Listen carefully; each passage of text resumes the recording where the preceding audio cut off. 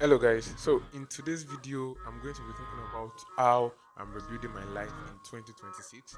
If you want to be more productive this year, if you want to be more intentional about your goals, and if you want to achieve all your goals for 2026, then you should watch this video. This video will be divided into three parts. So the first part, which is the audit.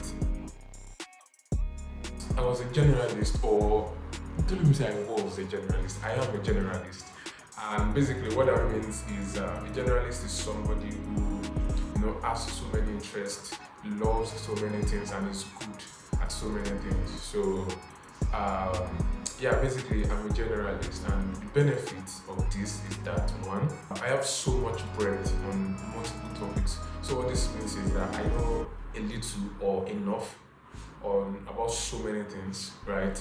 So that means I can hold conversations on different topics. I can do so many things. I have a lot of technical skills. In fact, on my LinkedIn, I should have close to like 25 certificates, if not more, on my LinkedIn. And there are some that I did not even think I wanted to be put on LinkedIn that I did not include on my LinkedIn profile. So basically, I know a lot of things, right? And I have so many interests. So what this does is that it makes someone so adaptive. Another benefit is that I have so many transferable skills, right?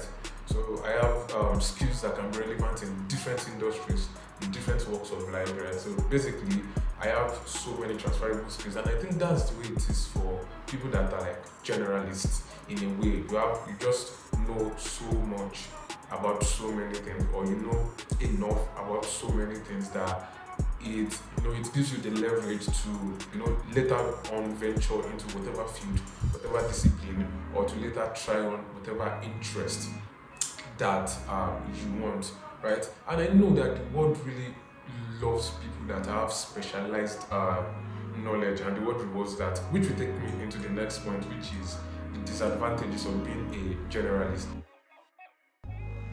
So as I've said, the world rewards people who have specialized knowledge. Another thing I've noticed that comes with being a generalist, is that you just have decision making paralysis, like you have decision making fatigue.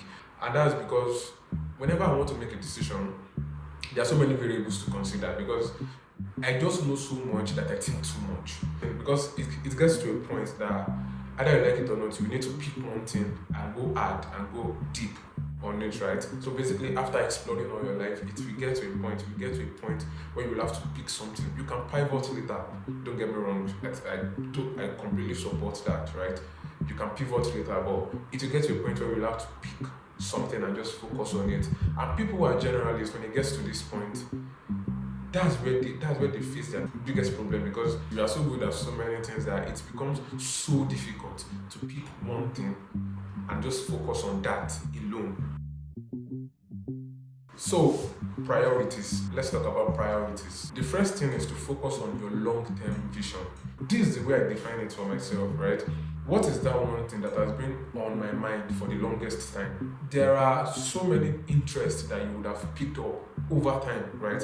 But there will be one particular thing or a few things that over the years they've been constant. Like no matter what you do, they always find a way to resurface, right? Ask yourself, what are the things I truly enjoy doing? Another important question I think we should always ask, which is the second point, is ask yourself, do I see myself being this long term? Does this align with the kind of life I see myself living, or the kind of life I want to build?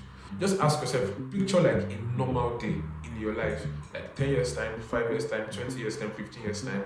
Picture a normal day. What does a normal day look like? Does this thing that I want to do, does it align with the kind of life I'm trying to optimize for, right? So basically that's it. And the last one, this is more like an introspective thing, right? There's something I believe. I believe that God, if you're not a believer, you can say maybe the universe. I believe that God, the universe, your soul, your spirit, whatever thing you believe in, I believe that it has a way, or they have a way of nudging us towards the things that we are supposed to do with our lives. So basically what I'm trying to say is that you should read the handwritings on the wall, right? So God has a way of speaking to you through advantages, opportunities that He brings before you. So systems, hype or hope or blind optimism does not get the job done. So I had to build systems to make sure that I hit my goals this year. And if I don't hit them, even after everything, then there is no problem. Life happens, life goes on. Right, so the first thing I'm doing is one, I'm planning for months ahead. Basically, I'm setting routines. I plan for quarters. So basically, I go hard on my quarterly quest, right? So this first quarter, I have every day planned out. And how did I do that? By setting routines. So I wake up the same time every day for the next 3 months, right? I have the same routine.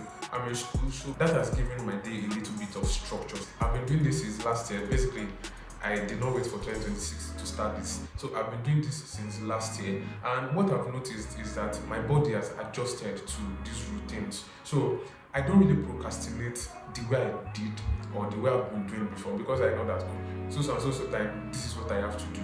I did it last week, I will do it this week, and I'll still do it next week. I did this yesterday, I'm going to do it today, and I will do it tomorrow. So it's like a mental streak that I have in my head that I don't want to break. So the next thing I'm doing this year is conserving my energy basically. So I'm saying no to so many things right now, and I think it is very important because the goal is to become good, the goal is to become great, and not to be a nice guy, right? I've always been a yes guy, and I have a quote that I've lived by for so long, which is say yes now, figure it out later, and that has helped me over the years, basically as a generalist. But right now, this is the time to go hard on the things that are actually important to me, the things that I've chosen. So I can't live by that mantra again of saying yes and figuring it out later. So right now I'm conserving my energy by saying no. Whenever someone tells me that, oh, I have so and so idea, I think you'll be interested in. If they tell me and I don't feel like, wow, this is great, the moment they tell me, my answer is no. And I think that's something that is very good. Like, if the thing does not make you go, wow, I don't think I should say yes to it. So, if it does not make me go, wow, I just say no to it. And right now, so many things don't make me go, wow, so I just say no to them. The last thing I'm doing is accountability, right? Some years ago, when I was cultivating or building the habit of reading books, not academic books now, like books for self development and all, having an accountability partner really helped me, right? So it's in a few months I was able to get into that habit because I had somebody that I was reporting to every day. Right now, that's one thing I'm doing again. So I don't just make weekly plans or daily plans or quarterly quests, right? I report back to my closest friend. So I literally screenshot my Google Calendar. I live on that app, right? I use my Google Calendar for everything. If it is not scheduled on my Google Calendar, I'm going to forget. I'm not going to do it, right? So if I promise you something and I don't add it to my calendar, I'm not going to do it. So yeah, so basically what I do is that after planning out my day, my week on my calendar, I take a screenshot of it and I send it to him to show him. So at the end of every day, I just give him like a feedback. Oh, I did this, I did this, I did this today. I know it's my target today, but this was I was able to do, right? And basically, this is a bonus point that I did not really include, which is showing up every day, right? I've said this so many times on my LinkedIn. Showing up every day, like you don't need to give in 100% every day. If you do that every time, you will burn out. But show up every day. If you want to work out more this year and you want to hit the gym 5 times in a week, make sure you go to the gym 5 times in a week. You might not complete your reps every time, but make sure you go to the gym 5 times in a week. Because the moment you break your streak, because a day will come when you don't feel up to it, right? And you just be like, you know what, let me just sleep in today. The moment you sleep in that day, you're already sending a message to your brain that it's okay, it's okay to procrastinate, it's okay to give up, right? So just make sure that you show up.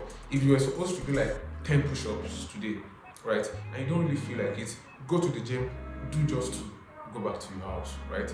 Tomorrow, if you can do 15, do it, right? Just make sure that you show up every single day. So that's one thing I'm doing. There are days that I don't really feel up to it, right? There are days that I will wake up very early in the morning and I had a rough day before that, and I will just feel like not, sticking with my schedule for that day.